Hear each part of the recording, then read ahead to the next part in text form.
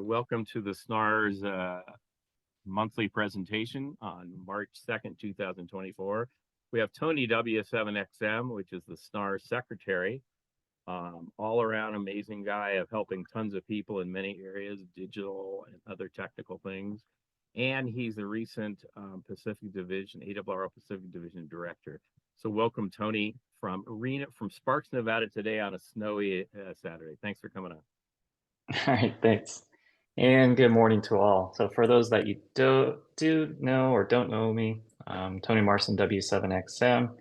I'm your secretary on the board of directors for SNARS as one of the hats we'll talk about for a second before we get into the other part of the presentation. But just a couple of things of note, at least related to SNARS. Some of the things that, is kind of working in the background for you guys to know. One of those is we're revamping our SNARS website. So one of the things that we're doing is moving it from an old content management system into a, if you want to call it more modern, but we have the Google Suite that we use for all of our day-to-day management of the club, some of the emails that you guys can use in terms of having an inbox and many other different resources that's donated by Google itself. So since we're a nonprofit, we applied for that years ago to allow for us to have this suite, and it's been a great tool for us to keep things going behind the scenes. And one of those components is the SNARS website, which is called Sites that Google provides. I've used it on many other projects. The Washoe County ARRS is currently on it. I think, and has been doing a pretty good job with working through kind of the little gotchas of it and how it works. But, at the end of the day, it makes life a little bit simpler in terms of maintaining, updating, and we don't have to have people that are experts in HTML coding, programming, things like that. So it makes it a lot easier to manage. So hopefully in the next few months, you'll see that transition. It'll probably look seamless to you guys, but it is something that we're working on to maybe expose some other features down the road. So it'll give us more capabilities.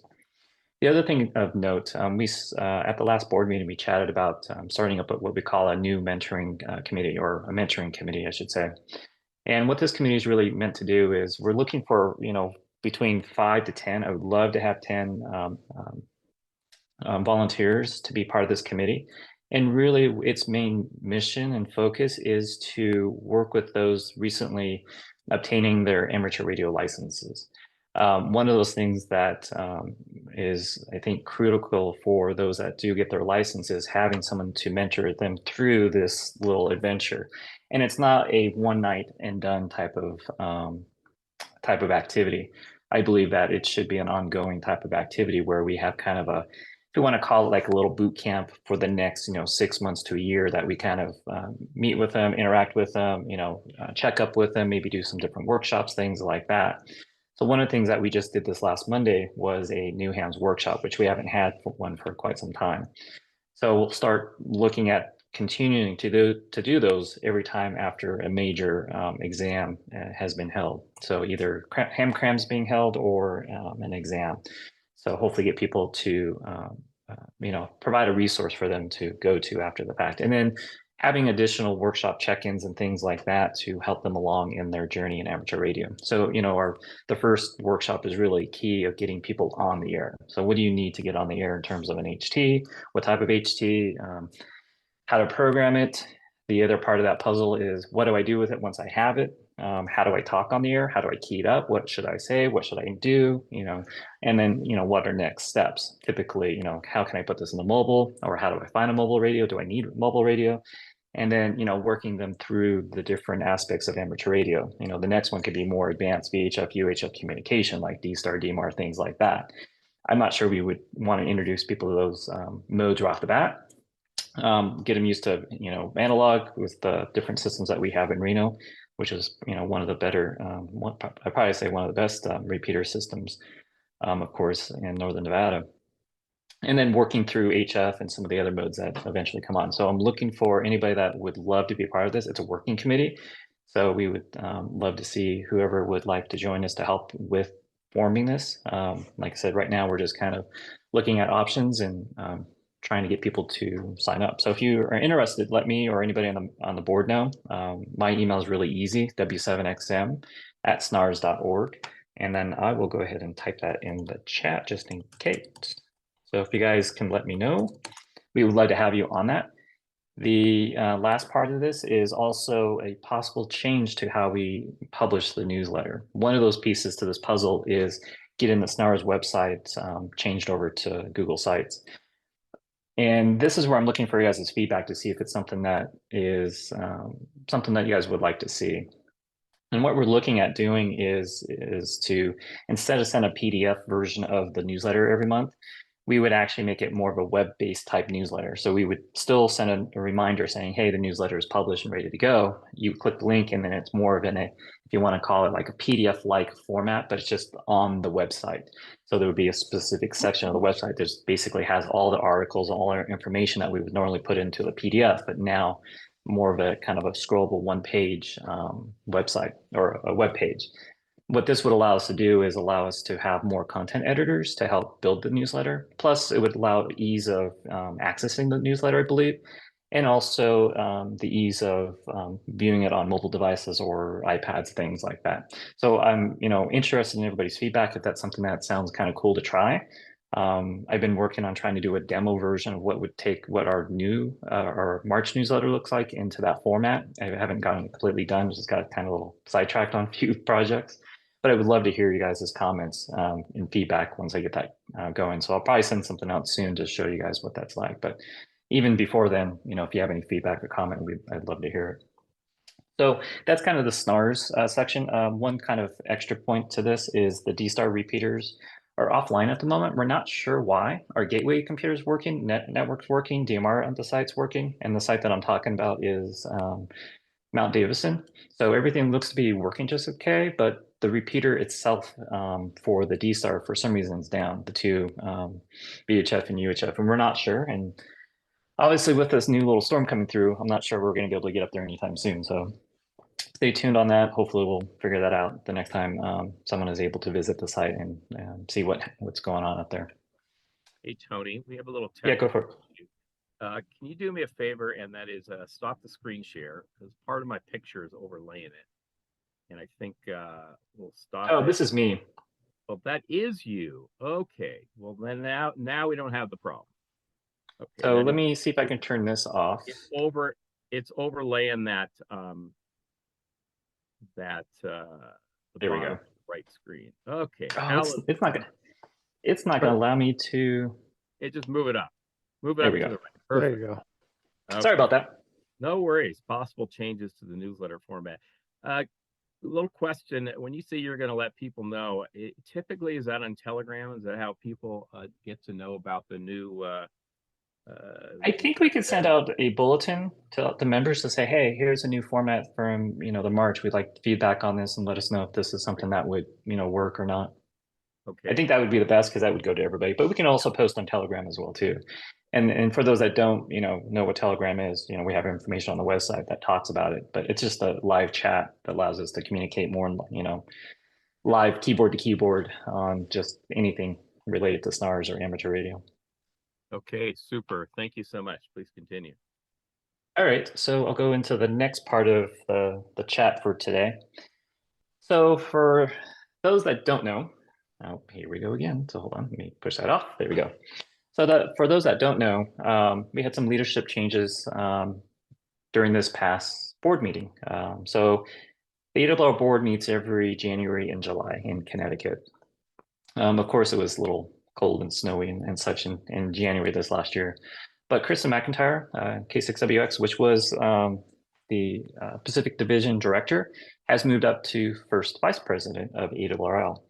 So basically, with that change, especially after the board meeting, that allowed me or pushed me into the Pacific Division Director position. So which means we now have a vacant vice director once again. But one of the things that, if you guys are not aware, the board of directors is made up of 15 directors. And they're elected within the regions or the divisions, as we call it, of your respective areas. So in our area, we are part of the Pacific Division, and I'll show you a slide on that here in a second. And we represent those members in that division. So if you have a questions, comment, or you're hearing things on like social media and you're not sure if that's correct, or what the heck is going on, feel free to reach out to me. I think it's like page 7 or 8 or 9 in the QST. All of my information's published there, so you can always get a hold of me. I have my phone number published and my email published, of course. And you guys are all aware that you have Telegram. You guys can reach me directly or just call, whatever it might be. Or if you hear me on the repeater, of course, tag me there every once in a while I'm in town in the Reno area. So anyways, so some of those things that the director gets to do now is the vote on that board. So when we meet in January and July, I now get to, cast that vote. And of course, I get to ask questions and, query some of the motions and things that come forth amongst the board. The other piece of that puzzle too is it allows the director, well, it assigns all the directors into respective committees. They call it standing committees. And this time around, I've been assigned to what's called the Programming Services Committee. So as I get a little bit more up to speed on that, I'll probably, present some information on what those guys or gals are doing. So noting the vice director position, now I'm in the hunt for a vice director. So that's the other little task that I get to do over the next probably a few months or so. Nothing I'm rushing into, because I would love to, chat with a few people to see if it's something that they're interested in. It's definitely a working board. ARRL is, busy behind the scenes in, various committees, subcommittees, workshops, working committees, doing things to present to each of the different, meetings that we have twice a year. So it's definitely a busy time for, those that do join the board. The other division leadership updates, we have what's called assistant directors, and what these positions do is assist me in terms of attending events and doing some of the things around the division. It's a pretty large division. It's not easy to get to some of the places. One of those would be probably Hawaii. It's a little bit further out. But this team, I think, will be great with helping to have some discussions and getting feedback that they're hearing and bringing it up to myself and hopefully up to the board eventually. We just had a section manager election, so our Pacific section, Alan 86E, was re-elected to that just about a week or two ago, maybe a couple of weeks ago. Just kind of some leadership updates. For those that are not familiar with the division, we're made up of 7 sections. So Nevada, of course, being the Nevada section, John Bigley, your section manager, is assigned to this area. And his role is to really manage the field services, so the field staff and team. The other areas that we have, for the most part, is a good chunk of Northern California, as you can see on the map, and then plus the Pacific Division. So that's the roster of our current section managers across the division at this point in time. And at a later date, I'll probably do another presentation, do kind of what's called, ARRL in depth, talking more, kind of some of these, what the roles are and kind of what they do. Pacific Division updates. So I'm also working on a new Pacific Division website.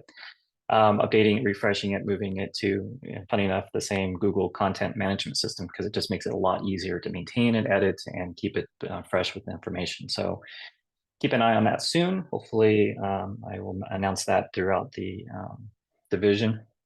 We have an email list that we actually will send out bulletins, announcements, things like that. One of the things I'm looking at and getting feedback from the section managers is, they feel that, having more division updates, Pacific Division updates, meetings via Zoom or in person or some variation. So I'm looking at doing that a little bit more often, especially maybe before the board meeting and maybe after the board meeting, because there's usually a lot of topics and conversations going into some of these, especially as of late. So hopefully to help answer questions and, get feedback and comments from those of the Pacific Division members. And then, of course, a reminder, the other big thing for our division is the PacificCon convention that we have in San Ramon. This is a perfect time for those that are part of the Pacific Division to get together and meet and, chat with all of us in person. Of course, attend some of the workshops, ARRL Forum, and typically our ARRL CEO and ARRL President is on site. So this is a perfect opportunity to meet them and chat with them and, kind of get your ideas or thoughts or, concerns to them right there. Pacific is a great event, and I think we need to support it a lot more. So I encourage those, even in this area, which is a little bit of a trek to, get to San Ramon, of course. But I do encourage those, if you can, please attend and support that event. As we're seeing with some of the smaller regional conventions, they're getting a little bit harder to put on due to cost. We understand that. One of the things that ARRL did probably about last year, I guess, I can't remember, July, I think, or actually the last year's budget, we put in funding to help support some of these events. So those that are struggling a little bit, so for instance, if they're having a hard time securing a facility, for instance, there's some funding available that can be used to help shore up those types of events. Or if they're restarting an event because of some sort of financial issues related to, facilities, or just having seed money to get them up and running, we have kind of a grant or a fund to help out those events to keep them going. ARRL sees those as vital to amateur radio. It allows people to get together, converse, see the latest and greatest, look at presentations in person, and chat with those presenting and alike. So anyway, I definitely encourage you guys to attend that if you can. So from the board meeting highlights this last January, we had few things that are kind of big nuggets for the most part. So we reevaluated the ARRL Life membership and 70+ Life memberships.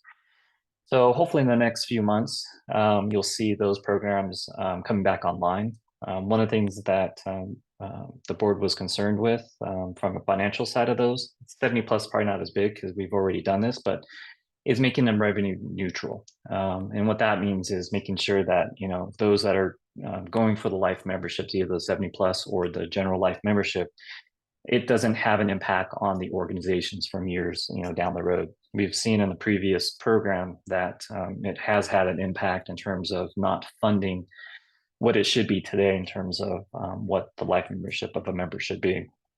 So those programs are coming back on board. You'll see some information hopefully on that soon. The other big notable thing that we're continuing to reach out to the youth and trying to encourage them to get into the service, the hobby, and get more interested, is providing those that are students at 21 and under a free membership. This would be an associate membership. They wouldn't be able to vote, but they would have access to all of our electronic content that we have on all the different sites throughout ARRL. We feel that this is a great way to expose those to the organization, hopefully help them mentor them, providing the tools and having the resources for them to continue on. So keep an eye out for that. We think it's going to be released sometime before Dayton, hopefully, if not early summer. And the other one was the ARRL student coding competition. This would provide those that are 21 and under opportunity to come up with some sort of application program, whatever that we're looking at ARRL, and the award could be up towards $25,000. So look for that soon. Again, staff is working on, and when I say staff, headquarters staff is working on all the different details and such to release that information sometime soon. The other highlights. As you're seeing some of the bills going through Congress, we have those two that are making their way, hopefully, in terms of dealing with antenna limitations. We're also looking at a parallel effort to provide some additional information, maybe some support, maybe some ideas and things for those that are, in limited operating situations, aka HOAs or, areas where they just can't have antennas. So look for that. There's a committee getting together to start, looking at things that we might be able to help provide, build, whatever program we might come out of that, and hopefully see that here in the near future. The other thing that came out is expanding messaging and marketing for the ARRS program. So to help with those recruitment efforts. So you'll be seeing more about that in the coming months. And of course, I'm assuming most of you have seen some of the announcements over the ARDC funding, which is providing ARRL with around about $2.1 million for the next 3 years, over the next 3 years, to go towards, radio technologies for the classroom, teachers that are teaching some of these STEM type courses, of course, focusing on radio technology, electronics possibly. And also the amateur radio club grants are returning again as well too. So those clubs that are looking for help to, develop new programs like training programs, just like we're kind of doing with the mentoring program. Maybe SNARS could go after that to help fund some of those things that might be needed for that program, whatever it might be. So I think that's a great thing to keep seeing those types of programs for the clubs to help support them. I think I speak for most on the board, if not everybody on the board, and probably HQ. Clubs are vital to amateur radio, and of course, ARRL sees that as well too. So we're keeping the looking at different ways to help support the clubs. I guess that's all I had. Actually, I had one more slide, but I don't know where it went. So basically, I just had the last slide, which is basically if anybody had any questions or comments, we'd love to take them. Okay, super, Tony. It's not that often we have a meeting and you're here. Tony, thank you so much for all your knowledge and bringing ARRL to us. So let's do some questions. We got plenty of time. It's only we got 19 minutes officially till 9, and we don't have to drive home. So any questions for Tony about anything? Just come off, unmute yourself, mic yourself, and just give your call sign. W7VD. Okay, let's start with the W7VD. Hey there, Bob. Welcome. I love the headset. Good morning again. Good morning, Tony. Thank you for the presentation. I do have a quick question. I have not been paying attention to the mags and such lately, so the 70 plus membership, life membership, is going to become available again, or? Yeah, I think back in when was it, last July board meeting, we actually paused all those programs just to kind of reevaluate everything, just to make sure everything was still within what we're calling revenue neutral. So hopefully, again, that will be available. So as soon as that comes available, I think we'll probably do some sort of bulletin, or it'll be in ARRL news. But if I, start hearing about it, I'll definitely pass it along as well too. Okay, appreciate that. Thank you. Like I said, being 74 now, back in the old days when it was life membership was based on a 20-year cost. The membership cost was lower 20 years ago. So I can see where you want to, it has to be revenue neutral. You have to be able to support the club. Yeah, exactly. And the 70 plus, I don't think is going to change all that much. It was just I think it was just the idea just to pause everything, just to kind of give us a break to reevaluate things, make sure everything looks okay. And then of course, re-releasing it. Great. Thank you. Yeah, no problem. Thanks, Bob. Derek, did you have something you want to ask? Yeah, just a real quickie. So on the mentoring thing, I'm kind of interested, but when I'm doing so much soda and stuff that I'd like to have some idea of the commitment level, or the time commitment level, and that kind of thing. If you don't have that now, that's fine, but it would be that would be something maybe of general interest. I think it's actually a good question. I think initially we might try to meet, once we get the committee formed, I think we might try to meet every couple of weeks on Zoom just to start with, just to kind of start framing some of the things that we were trying to do. Maybe one of the biggest things we would tackle right off the bat is the New Hams workshop, because I think that's the easiest one to kind of formulate, get it going, figure out how to keep that thing going. So that would be that piece of it. The second part of it is actually, I'm envisioning that we would have 1 or 2 people assigned to attending the different exams every couple months. So that way we can hand out literature and information, chat with those that have recently passed to let them know about the New Hams workshop, maybe provide some initial support, the day of, just to kind of help out with maybe having some literature on, best practices or, amateur radio gear that they could go look at to see if that's something that they want to go in. And then the other part of that would be those helping out with the New Hams workshop. So that would be once every couple months as well too. I think as this kind of gets going, we would probably at least meet minimally once a month, at least as the committee, just to kind of review how things are going, make adjustments, plan out for the next, couple months ahead or 6 months ahead, look at different options in terms of maybe offering different workshops. So, I would envision the program would be that once the ham gets their license, they come into the New Hams workshop, they get acquainted, they get their information that they need, they go out.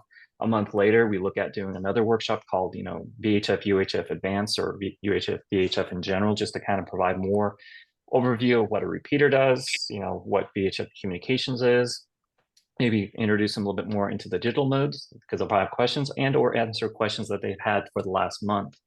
And then maybe 3 months down the road, or month 3 of them kind of entering the program, so to speak, we would do another workshop called HF, just introducing into the basics of HF radio, not getting too in depth, but just enough to understand what it is, how it works, what it would take to get there, encouraging them to, of course, study for the general class license to get more. But if they're not ready to do that, maybe expose them a little bit more to 10 and 6 meters, since the conditions are getting to the point that those bands are pretty active.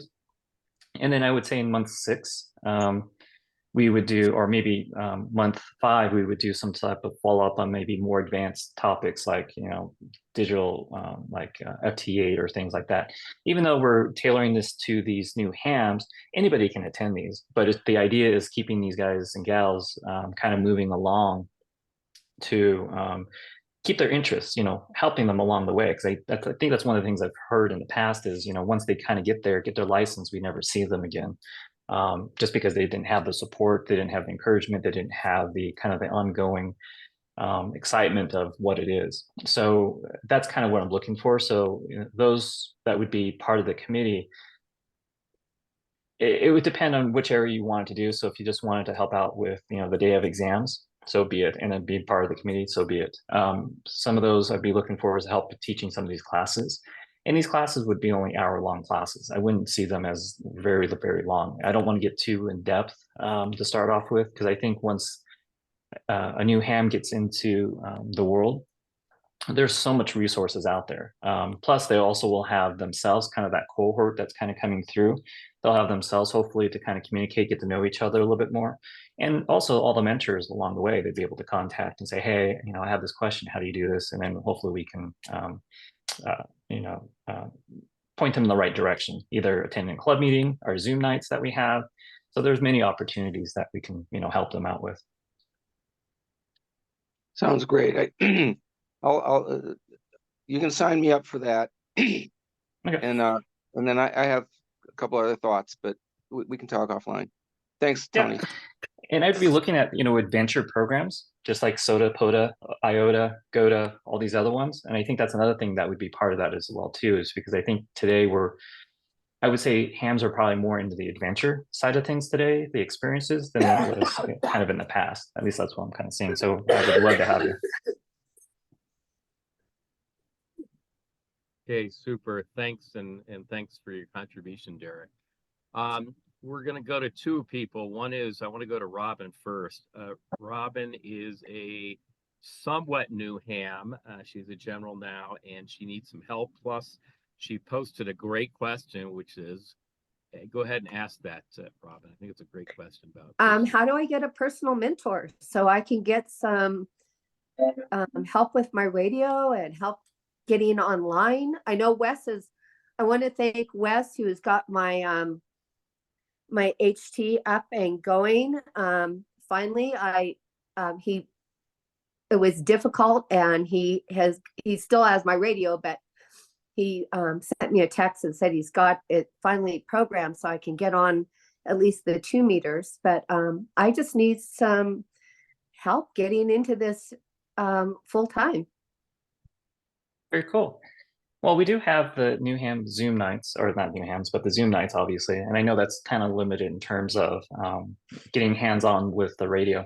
So I think that's one of the things that we probably should figure out with you is to, if Wes is okay with it or if someone else wants to help out, maybe schedule time to meet with you. I mean, today would have been a great day if we were in person, but, and that would be the other options when we're meeting and things like that.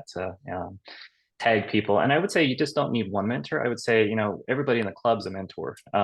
Even though you might not be part of the mentor program, we're all mentors. I mean, we all have experiences that we can help out and answer questions, help program radios, because some people probably have that specific radio, so they know exactly how to program that radio and, work with you. And then any other topics that come around that. So yeah, I mean, if Wes wants to continue helping out, I welcome that. But yeah, if anybody else wants to, maybe schedule some time to maybe, meet in person somewhere because I'm assuming you're probably wanting to know a little bit more how to program that radio, probably how to operate different things, maybe the next step of all of it. Yeah. All of it. Okay, cool. Yeah, I think Thank the you. mentoring, we used to call it Elmering, is so important. Tony, I have a question. You might have said this and maybe you didn't. When you and I were talking a while ago about the idea of a mentoring committee, do you think that's the same thing as in the New Hams is the first part of it? Remember, we were talking about how to get people, helping people, that concept? Yeah, I'd say the mentoring committee is going to kind of look at this as a whole and actually work to kind of create that synergy between all the different programs or different things that we're going to try to do. So, I'm not sure if we do a directory that, it's published that says, hey, here are all the mentors and people start contacting, or we figure out a way to, maybe do a regular type of session. So that way those that are wanting help that are, not new hands anymore, but new to a specific topic, to figure out how to marry that up or how to do more presentations, or having that mentoring program, help with these types of meetings to provide the presenters as well too. Maybe there's a topic that we can say, hey, I think this would be great for the club as a whole, to maybe do a quick, overview, and then maybe follow up with a more in-depth type workshop type of thing. So I think it kind of just plays. So the mentoring committee is just really helping to let's start identifying, let's start planning, let's start getting our ducks in a row, and then trying to figure out who can be, those resources we can actually either, excuse me, teach the courses, or, reach out to those that are, having questions, things like that. Yeah, that's so good. Tony, would that start to look like what we did, the sessions we did when we first brought the DMR system online, where we got everyone together and we were drilled down on specifically DMR? Yep, and you know what? In that whole entire program, we did continual workshops. It was almost that same idea, and I think we can actually do a separate net even to get everybody together, just to do New Hams net. So, and I've seen the New Hams net in other areas. They sometimes work, sometimes don't. But I think having those, it just allows for us to get comfortable with using the radio, because I think that's one of the big things as well, is getting comfortable with talking on the air. Making sure our equipment's working, things like that. But fortunate, in this area, we have the new net. So obviously that's a good, tool that allows you to always, say, check in at noon. You always know someone's going to be there at noon, Monday through Friday, to be able to check your equipment.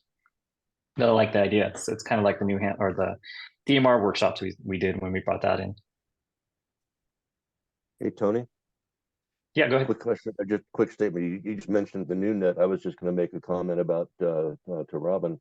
Now that you're going to be getting a radio and actually getting on the air, check in on the new net. And if you have specific questions or things, that's a very good forum to throw out your questions and say, hey, can somebody help me with this next week or something, and help guide you along. So I think I'd like to say, use the resource of our new net, which I'm unfortunately lacking in participation quite often, but I'm sure you'll find a lot of good resources right there. Can you hear me? Yeah, go ahead. No, I work most days. So I'm not available for the new net unless it's I work for the school district, so I can't get on the new net. So unless it's a school holiday or summer or spring break. So that's been an issue. So trying to get onto a net is been really difficult for me. I think I just want to say, I think the thing that you're talking about, which could be representative of many, many people, is it's not who can help. It's more like what I think it is, help me with this, Robin, is what are the mechanisms, plural, upon which a person, not just a new ham, but a person says, I've got these questions, where can you go?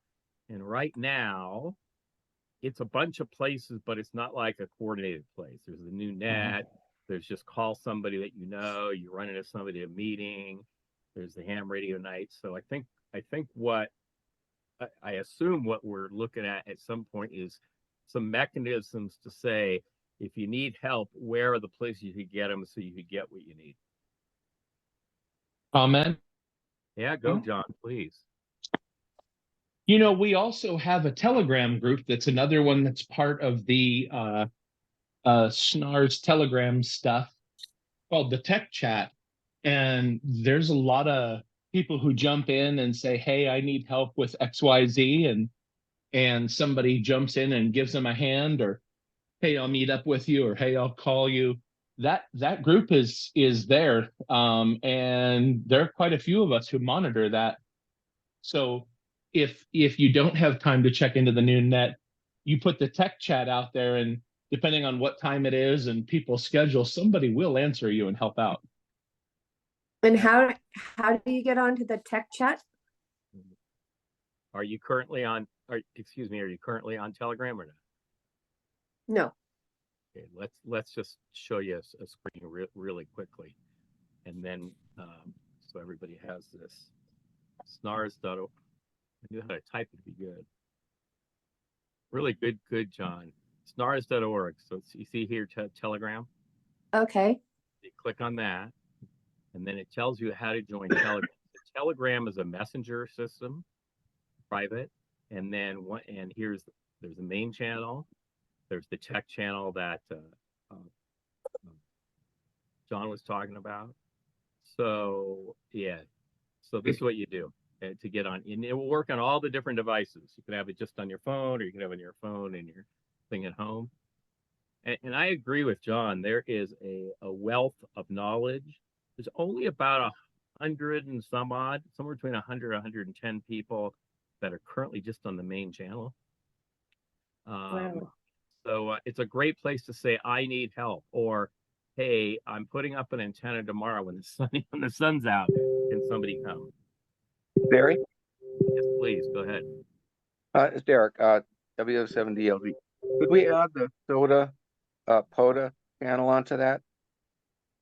Oh, That yeah. Send me the info and we'll get it. Oh, I guess I have the info. Yeah, let's do that.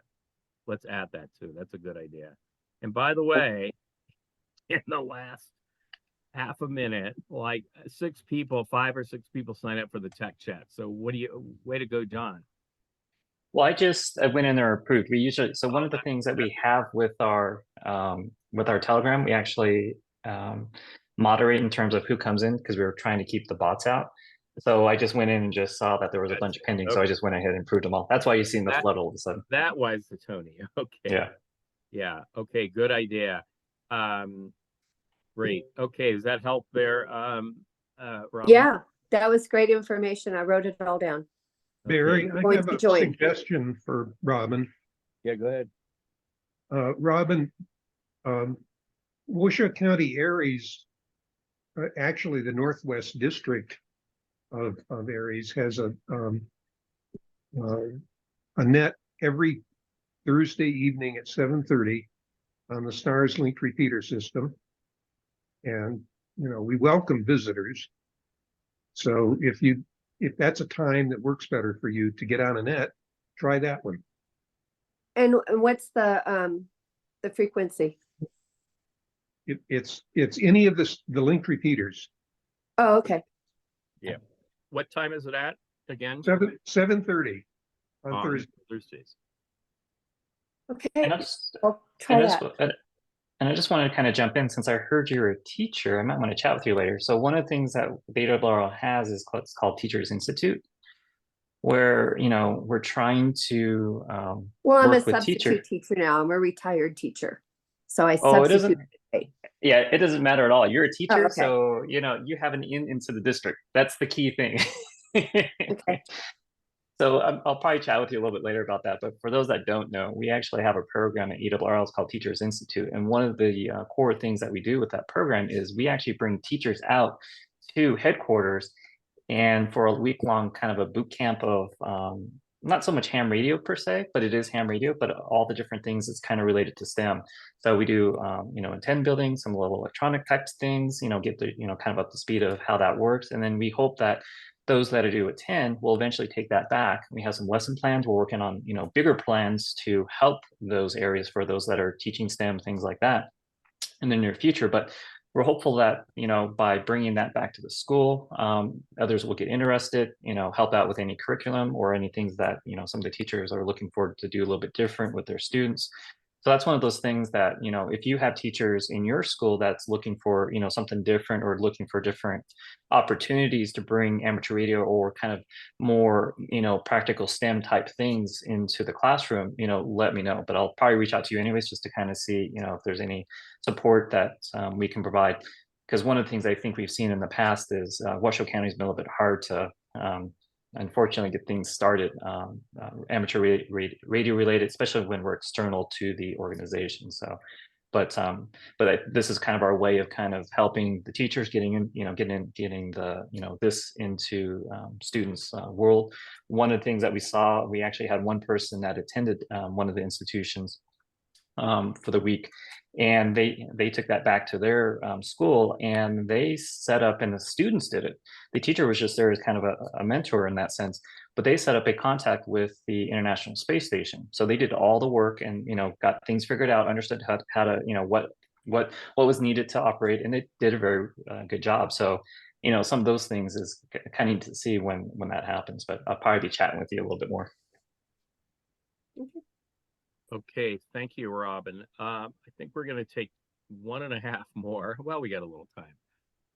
One of them is I wanted to welcome Debbie Landis. You can come off mute. It looks like you're on a phone, so it might be *6. Debbie reached out to SNARS, I think it was yesterday, said she wants to get a ham ticket. She's got some background in other types of radio systems. And so I sent her an email yesterday. We got on the phone. So happy to have you here. And this is a person that doesn't have a tech license yet who is looking to get one. So welcome, Debbie. Thank you so much. Yeah. Any questions for us, Debbie? No, so I was looking over the technical test information last night, and it all just came flooding back. I'm a HF avionics tech on P3s from Desert Storm era, so a long time ago. And I'm working in Open RAN right now. So I've worked through all the radio access networks from, CDMA up, and I worked on Inmarsat for a while. So I feel like this is coming home, and I'm really excited to be here. Thank you so much. Yeah, and if you don't mind me prodding you just a hair, share, we talked yesterday, share with our group here, our members, and guests, why you wanted to get into ham radio, because I thought that was fascinating. I really feel like we're at a point where we, as a point of communication, need to kind of get back to analog. I don't want to sound ridiculous, and I really feel like it's going to be the ham radio network that kind of takes care of the society through our next rough patch. I think communication is going to be the key. Well, that's so cool to hear. I mean, I think, in the ham radio community, there's a lot of different things. We have a lot of analog systems. So I'm glad you reached out to SNARS at snars.org, and we're getting you going in the right direction. Thanks for being here today, Debbie. Yeah, thanks for the invite. Yeah. Okay, I think there may be one more. I'm not sure. Phil Klein has his mic open. You got any questions or thoughts, Phil? No, just recently joined SNARS. I've been a member of TARA for the last few years. I'm a COVID ham. Got my ticket back in 20 with nothing much more to do. Went from for those who wonder how hard it is, I went from tech to general to expert in 6 weeks, and still learning a lot though. I'm a good test taker, I guess. And deciding I've been working with TARA, I've been working with the Tahoe Basin ARESnet, which has gone through some changes recently, and that sort of prompted me to look into SNARS and potentially the Washoe areas as well. So glad to join up. Okay, well, really good, Phil. And speaking of Washoe areas, tentatively and probably they're going to be one of our speakers at next month's meeting to talk a little about a Washoe areas, what's going on. Our good friend Bob Miller, who was the EC, passed away back a couple of months ago, so we have a new EC, John Phillips, and we have a whole team over there. So they're going to talk a little bit next month, and also we're going to have Jim Shepard talk a little bit about the upcoming 7QP. So that was a little connection to next month. Great to have you, Phil. Where are you located? I'm up in Incline Village. Okay, we've got a few other hams up there too, so fantastic. I've seen that. Looking forward to it. Okay, thanks, Phil. Any other pressing questions before we close this portion? Because what I think we'll have is after we're done with the recording, I think we'll just, since we don't have any in person, I think we'll hang around those that just want to chat or have coffee or share ideas or whatever. So any questions before we close the presentation part of the meeting? Okay, Tony, thank you so much for being here, giving us your thoughts and wisdom about not only mentoring and things in the SNARS, but also ARRL. Anything you want to say in closing? Nope, hopefully, everybody in here is a member of ARRL. If not, of course, just go to arrl.org and you can easily sign up. And if you have any questions, my information's out there. Feel free to call, chat, Telegram, email, whatever it might be. I'm pretty much available and around. I joined this week. Oh, congrats. I joined this week after 3 years. I joined this week. Well, welcome. I got my new thing, and so I'm all ARRL'd up. Awesome. And one of those things to note that, for clubs to keep their ARRL affiliation, and there are resources that, provide to the club, the, having X amount of members within the club being members as well, too. So it kind of helps our affiliation. And you'll see it on some of our reports. We note that just to kind of show our support to the league, and also it allows us to know, how many members are that. As we get more and more down the road with helping the clubs even further, I think, hopefully the clubs will see as more of a benefit. And we also do what's called club commission programs. We have the club grant programs. There's a lot of things in the works. So, but thank you. Okay, super. Well, thank you, Tony. Again, if you need to get hold of Tony, it's Whiskey 7 X-Ray Mike at snars.org, and he's all over Telegram. So if you get on Telegram and you ping, you get a pretty quick response. I'm not sure how you do that. Travel, do work, help SNARS, do the technical stuff. You're the secretary, and thank you so much. So this completes the presentation portion of the SNARS March 2nd, 2024 meeting on Zoom because of the current weather, and hopefully we'll all be back in person and on Zoom. So have a great day, and I'm going to stop the recording for now.